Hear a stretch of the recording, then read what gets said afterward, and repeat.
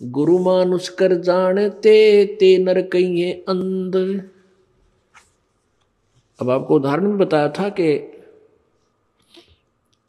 गुरु जी को भगवान मानकर ही हमने अपनी आध्यात्मिक क्रियाओं को करना पड़ेगा।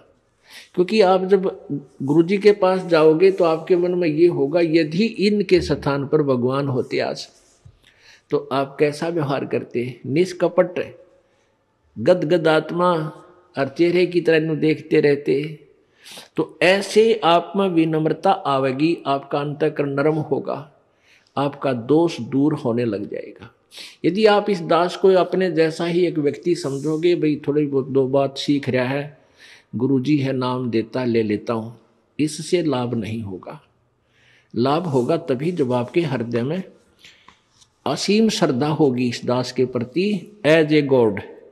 दास गॉड नहीं है, दास भगवान नहीं है, लेकिन आपने सपोज करना पड़ेगा, आपने मानना पड़ेगा इस इक्वेशन को, इस प्रश्न को हल करने के लिए, जन्म और मृत्यु के इस प्रश्न से पीछा छुटवाने के लिए, हल को सोल्व करने के लिए, प्रॉब्लम को आपने मानना पड़ेगा। ये रूल है ईश्वर का। तो आप अपने हृदय से मानोगे, औपचारिकता नहीं, हृदय से करना पड़ेगा। उसके लिए क्या नियम बता रहे हैं प्रभु कबीर परमेश्वर जी? गुरु चरणन से ध्यान लगावे, अंत कपट गुरु से ना लावे।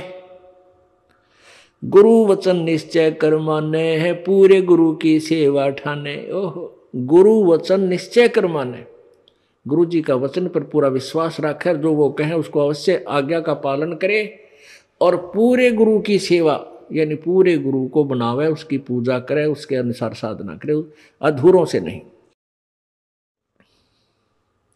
गुरु की शरणा लीजय भाई, तात जीव नरक नहीं जाई।